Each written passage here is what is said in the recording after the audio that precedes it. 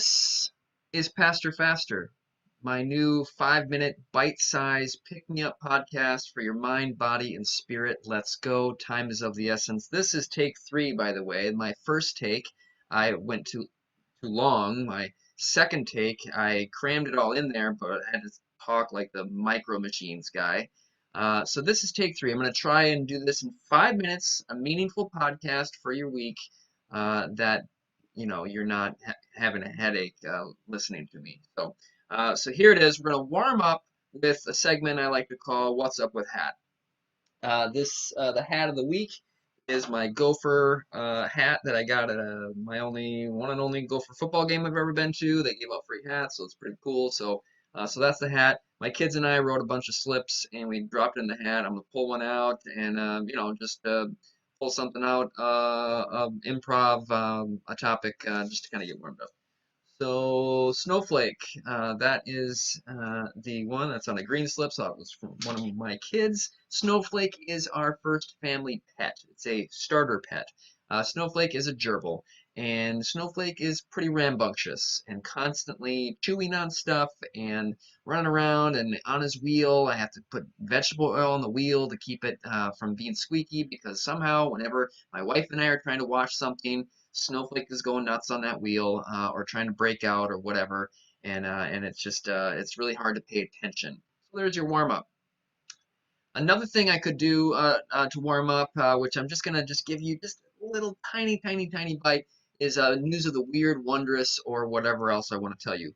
The last night on the news, they were talking about UFO sightings and how those have apparently picked up in 2020. People just think it's because more people have time to look up into the sky. Anyway, they were talking about these UFO sightings in Minnesota. There's this really cool story on this website, MUFON.com, which is apparently this like UFO thing. And it's about these 4 boys in Duluth, 1971 and 1972, who had this pretty crazy encounter with a really bright tiny light that descended in the forest near the fort where they were sleeping. So you should go check it out. I thought it was really an interesting story. The universe is really weird and mysterious, so again, pay attention. All right, here's your scripture snack this week on Pastor Faster. I am preaching on the book of Revelation, chapter 7. Here is your scripture snack.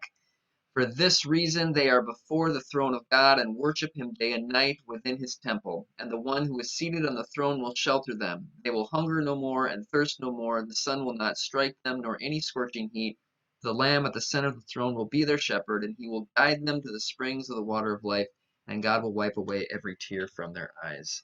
That is a super powerful, meaningful scripture passage I often read at funerals and bedside for those who are suffering, a reminder that this pain and suffering will not be eternal pain and suffering, although it's pretty intense right now. And John is talking to a first century audience living through a pretty intense, dramatic time.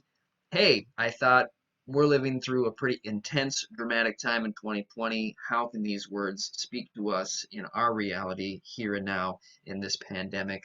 I find that these words are really waking the reader up to pay attention, to be vigilant, and to be silent. To be silent as you trust in God or a higher power at work within the chaos. So there is your sneak peek on the sermon. We are to continue listening to what's going on inside, not just upstairs inside with your kids, but inside your soul. So here is what I'm reading currently to help me to continue to focus on this. Awakening the Soul by Michael Meade. Very, very deep, powerful stuff. So here's the quote I'm going to leave you with. When it comes to the human soul, the real battle is the struggle to truly become oneself. Not the self that others might want us to be, not even the self we might wish to be, but the deep self and inner soul trying to awaken at critical crossroads in each life. That's Michael Meade. Deep, powerful stuff for you. We were just living and loving his blurb out of that book there. We're at 5 minutes. I'm going to close up quickly here. This has been the first episode of Pastor Faster. Thanks for tuning in. Stay healthy, everybody, and may the peace of the Lord be with you all.